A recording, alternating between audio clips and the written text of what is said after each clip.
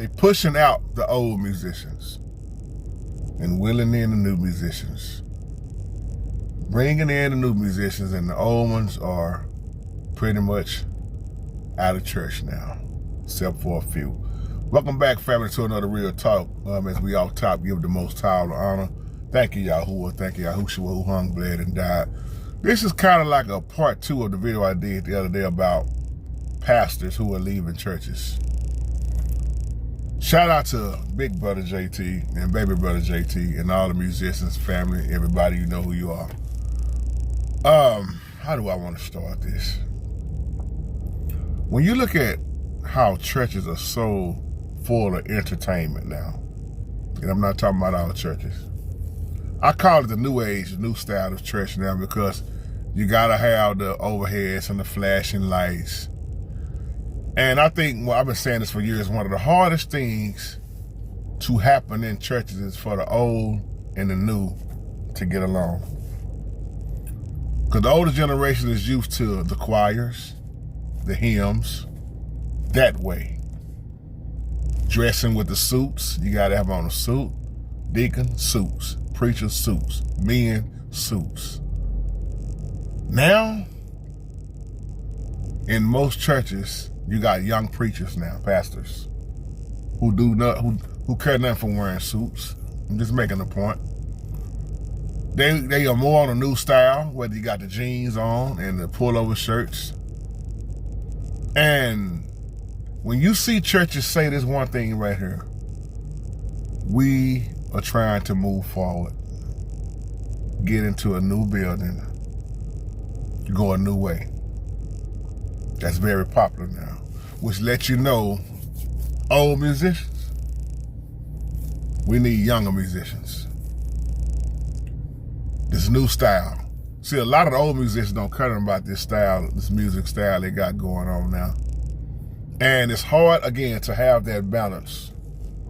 And that's what I see been going on. It's like now, if you don't have the overhead and the flashy lights, et cetera, it's not church.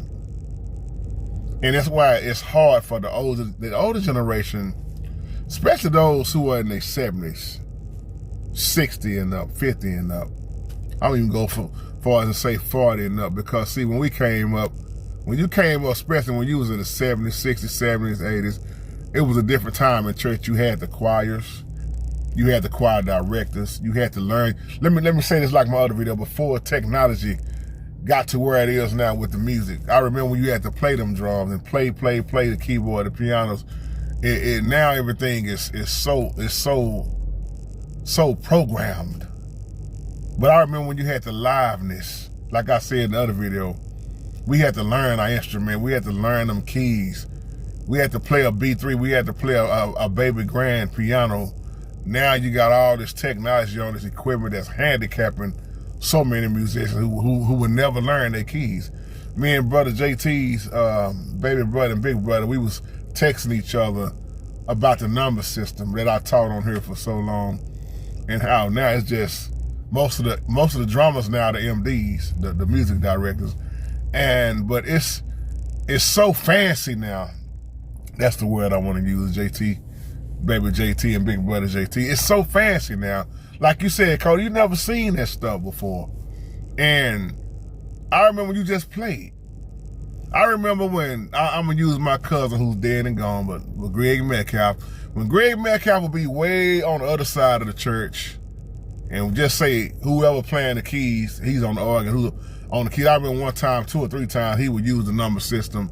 He would throw his fingers up. I'm going to the 3, going to the 4. You know, 5, 1, 4, 5. Just say it's a 1, 4, 5 to musicians who know what I'm talking about. Just say it's a 1, 4, 5 movement.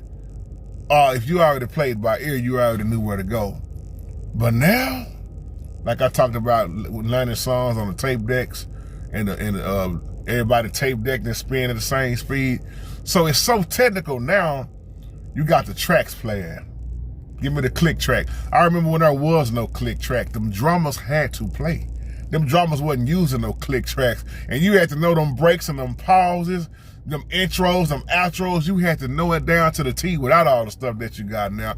And that's why they played more back then than what you see now. See, we the old musicians, and you got the ones that's older than me, like the ones that's in their 70s, who like, man, what have happened to church? It's not just the preaching and the teaching; it's the whole style of church now that changed. And you got to ask yourself, is it really better? Now, here's the number one question: is it really more of salvation, or is it more of entertainment? Because when I was coming up, at least I would see more people get in that chair for deliverance. I would see the prostitute, you would see the dope dealer, you would see the homosexual, you would see people crying out. Now I just see entertainment. I think the message has been lost because it's all about, now it's all about if you can get a motivational speaker, a motivational pastor to tickle your ears, and most pastors I know, they can't even preach without an organ player. Just being real. That's what it has become. I always mess with y'all with that video, or I don't know who that guy is, when he's trying to preach and he start hooping and hollering and he said, "You're gonna have to bring it down for me. I can't sing in that key. I can't preach in that key. Take me down to B major." And the elder come over there and rebuke him and say, "Man, stop worrying about the organ and preach. Stop worrying about the organ and preach." But you got to realize, where did he get that from, elder? The young generation is only doing what they saw the older generation do. So you got to take fault in a lot of the stuff that you see the young doing, because it's learned behavior. Now, what would we have if we never was introduced to hooping and hollering back in the preacher up? Would you ever done it? Or is it just something they taught us to do? That's why when I started learning the truth and started getting into the books that's not in the King James, like Ecclesiasticus, that teaches us to pour out no music when pour out no music when the word is being brought. Do you know how many churches that tears down? No music while the word is being given. That means, shh, you don't need no organ backing you up. See, but that's what we was taught. Our Savior didn't have no music behind him. David had a special purpose when he played, calm them evil spirits out of King Saul. Now you got more evil spirits in most churches. Somebody mad at this message. I know it hurts, true hurt. But you got to ask yourself what mankind loves versus what the Holy Spirit loves. Because a lot of demons are in these churches playing the music, singing in the pulpit. I ain't talking about everybody. So the thing is, I'm looking at it as salvation. But to the older musicians now, oh yeah, you pretty much out of there now. We just, here you go to one of the key words you heard, we trying to move, we got to move in another direction. And what, you just don't really fit what we need no more. I know you've been playing here 30 years, but we trying to move, we got to move with the young crowd. Now I understand change, but my question is, what kind of change is it? Because see, like the Bible teaches, if the old and the young can work together, which is hard to do, because both gonna criticize what each other doing. The old don't like what the youth doing, and the youth don't like what the old doing in some way. But then you have young people like myself that does respect our older generation. We learn from that, and we respect. So much respect. But then you got these young cats out here who are they arrogant and they cocky, and they don't care nothing about what the old folks are saying. That's why I say even the preaching style is different now. But I remember when there wasn't no overhead, when there wasn't no flashing lights. You go down in the country, you got a rack board. I mean, you got stomping hardwood floors, a beat up piano that's barely making it, microphones with tore up regular cars, and they still called it having church. But now, you better not try to bring that stuff in some of these churches. And just look at the equipment for an example. Look at the technology now. And I'm all for having nice things, but what I'm not for is nice things having us. The Bible say you can't serve two masters. And see, a lot of the nice stuff, some people put their church building before their own home. They put their equipment before their own home. They more at church than they're in their own home. Something wrong with this, y'all. I don't care who get mad. They kicking the new musicians, the old musicians out and winning in the new ones. How old are you, brother? You 20, 23? Here go the part that you really see. They bringing in a whole lot of homosexuals. Yeah, I'm gonna say what y'all scared to say. They bringing in a whole lot of homosexuals. They're bringing in a whole lot of homosexual money. And a whole lot of them are in the pulpit. And I don't care who getting mad. Truth hurt, I love you enough.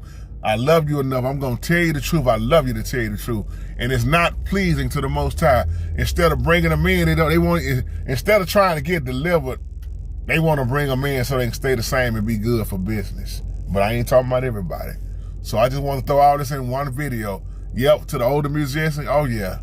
Oh yeah, you the 70-year-old, you the 65-year-old, you the old, you 50, you the old man on the organ and the piano. They want you gone. They want that 19, that 21-year-old. They want that one that's got the click tracks and the MDs that's gonna bring it, man. Bring the new out. And what's sad is you can't hardly count 15 songs now that's really talking about our Savior or the Most High. Because most of these songs now are just entertaining. Well, I'll tell you what, you can go back to the old school and pull out some choir material.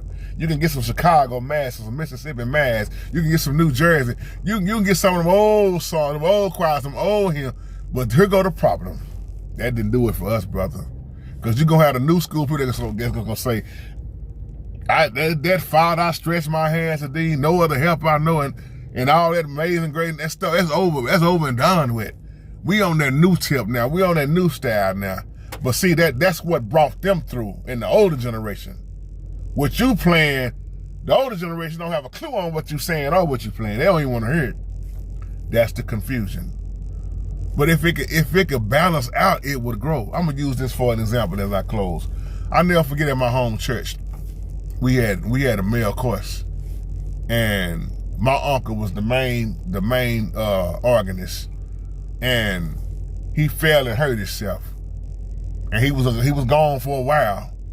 And when he was gone, the male chorus started moving in a way it never moved before because younger men started joining. It was a balance between the old songs and the new songs.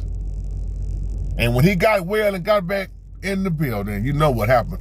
I'm gonna quote it just like Unc said, this new stuff is all right, but we need to get back to the old landmark. But see, what happened when he got back to the old landmark, he forgot about the new ones. They just totally didn't want the young men up there no more, and they went back to the old stuff that was only for them. You got to have balance if you're gonna try to make it work in these churches. That's why I love the old school generation that don't mind teaching the young generation, whether you're talking about the pulpit or the music, and just learning how to work together. See, Moses was getting old. Moses had Joshua. Oh yeah. Joshua looked and saw everything Moses done. He was a young man looking, the younger generation. And who took over when Moses died? Joshua and Caleb. And what happened? How progressive was they? That's why I love my older generation who said, we're going to train y'all well and we getting out the way. But some of the older generation don't want to get out the way. They want to keep it only what they know. And I say this as a young man to my elder who I respect so much. I love y'all. But if you don't learn how to find balance, you already have lost the younger generation. Because a lot of young people are not going to church no more. They on the streets, or some of them looking at church on TV. You got to have that balance. You pray about it and just follow the Most High. And I'll leave you on that. Shalom.